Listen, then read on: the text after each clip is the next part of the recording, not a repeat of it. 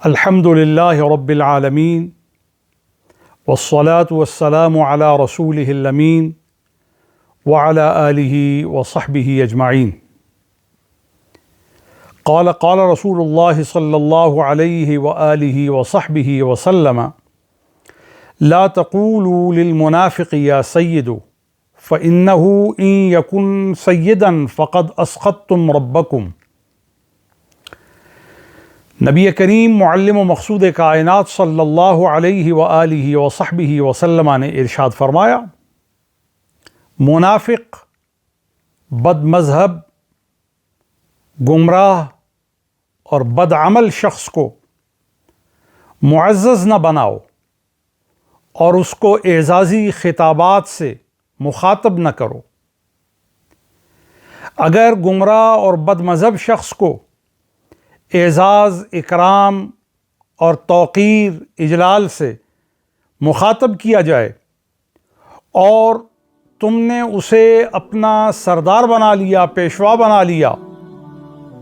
تو فقد اسخطتم ربکم،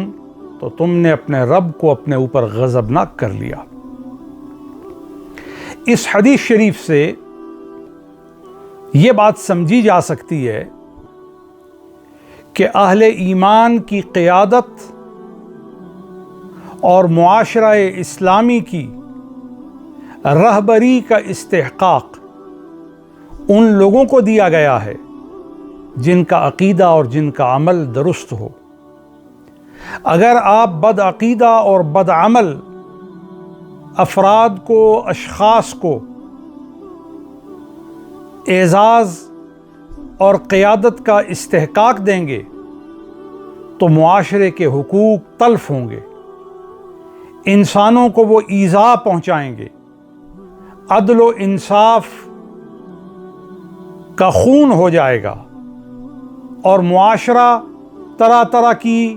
بیرا رویوں کا شکار ہو جائے گا، اور صف قیادت اور طبقات کرامت میں ان لوگوں کو اگر شامل کر لیا جائے جن کے اندر اعتقادی اور عملی فسق پایا جاتا ہے، برائیاں پائی جاتی ہیں، بدیاں پائی جاتی ہیں، تو ان لوگوں کو تو نیکی کا شعور ہی نہیں، وہ تو برائیوں کو نیکی سمجھتے ہیں، ظلم کو عدل سمجھتے ہیں، حق تلفی کو وہ حق دینا سمجھتے ہیں۔ تو ایسے لوگوں کو اگر آپ اپنا قائد بنائیں گے، رہنما کریں گے، تو پھر نبی کریم صلی اللہ علیہ وآلہ وصحبہ وسلم نے فرمایا، اسخطتم ربکم، تم نے اپنے رب کو اپنے اوپر ناراض کر لیا، اپنے رب کو اپنے اوپر غصے والا بنا لیا اور اپنے رب کے غضب کو اپنے اوپر حلال کر لیا۔ لہذا بدعقیدہ شخص کو، گمراہ شخص کو دینی رہنما بنانا، روحانی رہنما بنانا، سیاسی رہنما بنانا، قومی، ملی اور سماجی رہنما بنانا، یہ اپنے حقوق کو تباہ کرنا ہے، دین سے بے وفائی کرنا ہے، اور اللہ تعالیٰ کے جو احکامات ہیں ان سے کھلی بغاوت ہے۔ اللہ تعالیٰ ہمیں حسن کردار، حسن فکر، حسن عمل اور حسن رویہ کی توفیق عطا کرے کہ ہم صحیح لوگوں کو اپنا قائد بنائیں، صحیح لوگوں کو